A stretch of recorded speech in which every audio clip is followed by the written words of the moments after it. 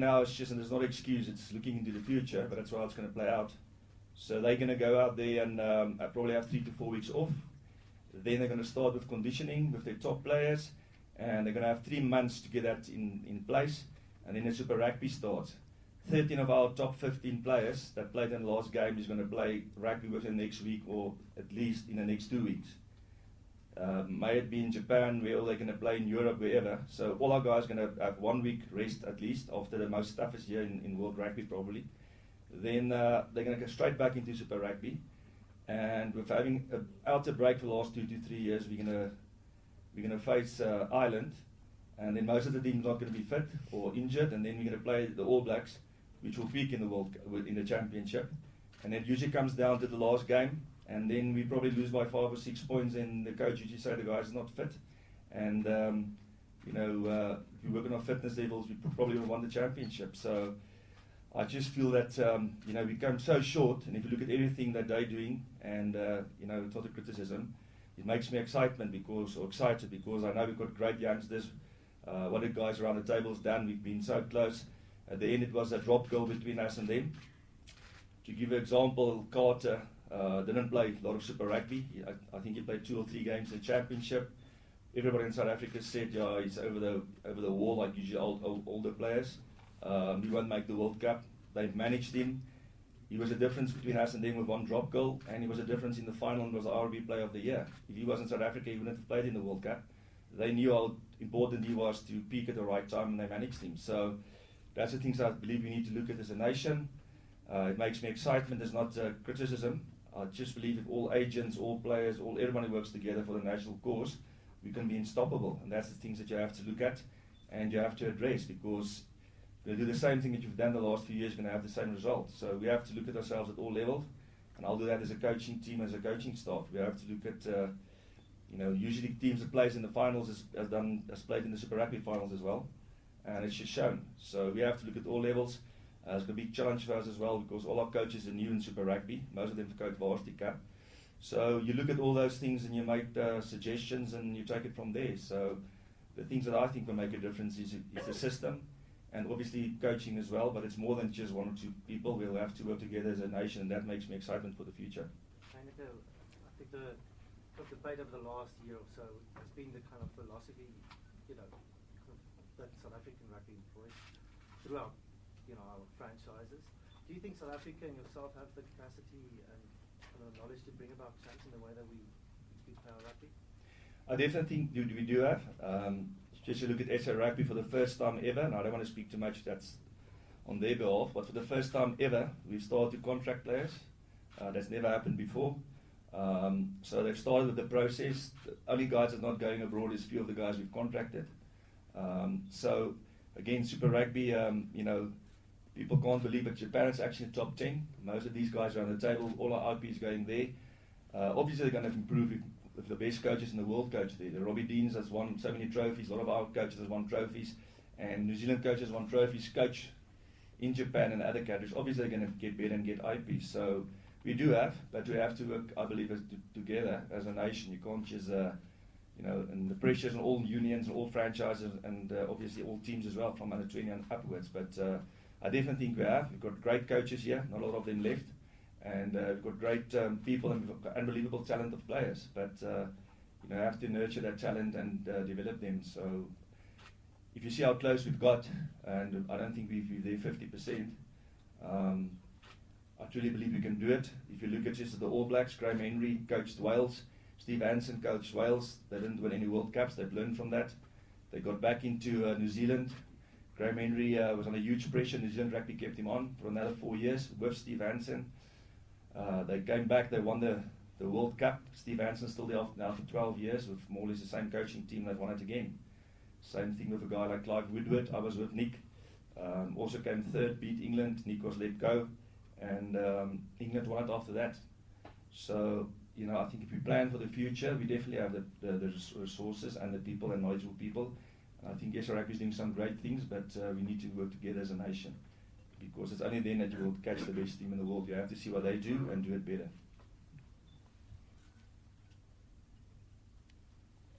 Coach Junior from ENCA, sitting beside you on that panel, you've got you've got just the host of leaders and at least 3 captains here.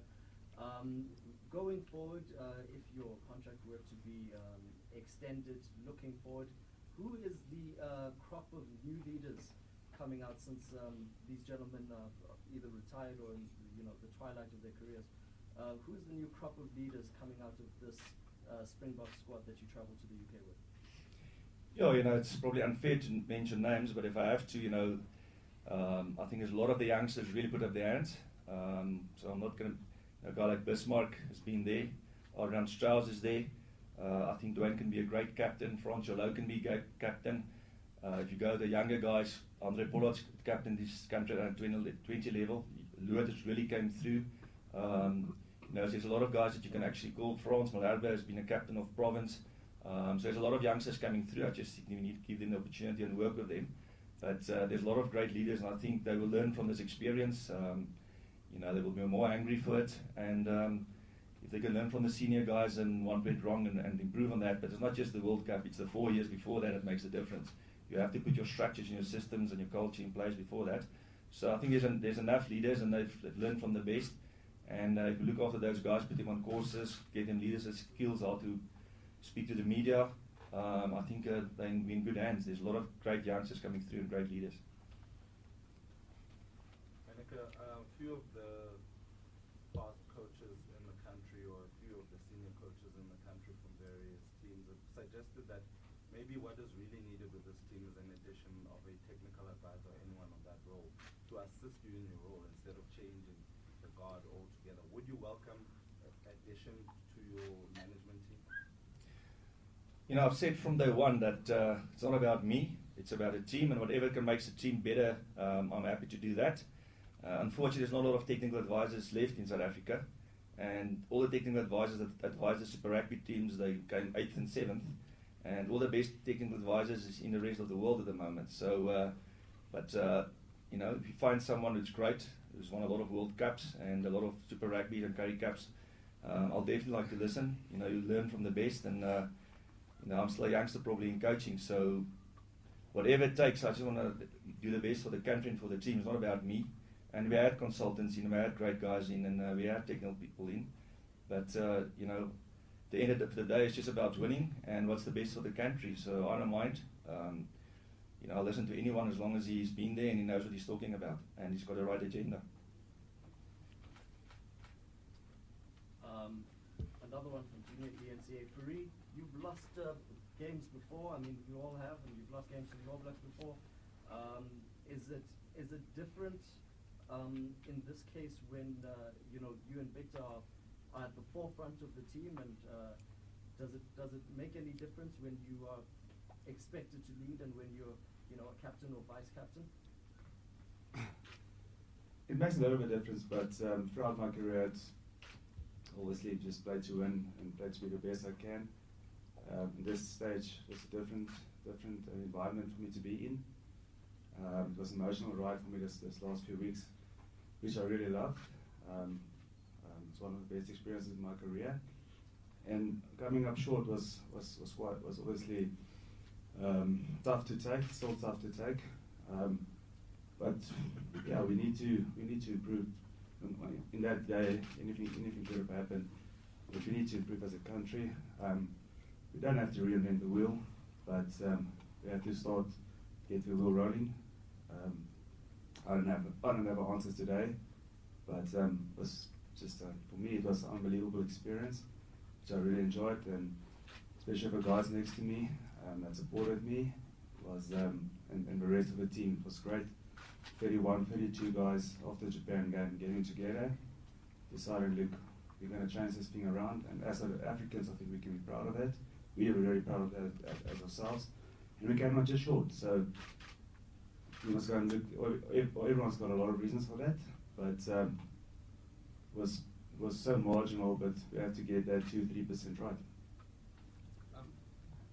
Heineke, obviously from the outset you emphasized excellence, and perhaps output as well. But just how do you balance, not winning really something concrete during the past 4 years, with your aims? Is that a concern for you, or is it a building process, or is even a third place, perhaps some sort of output that you guys have achieved? Yeah, it depends what you mean by not winning anything. Well, I mean tournaments and trophies, yeah. Okay. Again, you can use stats for any benefit or you wanted to use it.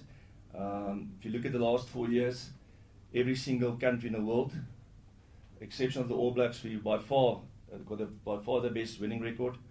We've got by far the most tries and almost the second least amount of tries conceded. We had 2 tries. People say we don't score tries. If 2 tries were scored, was it tries of the season in the previous 3 years? 2 were South African tries. So I believe we've achieved a lot. The one thing we haven't achieved is won the World Cup.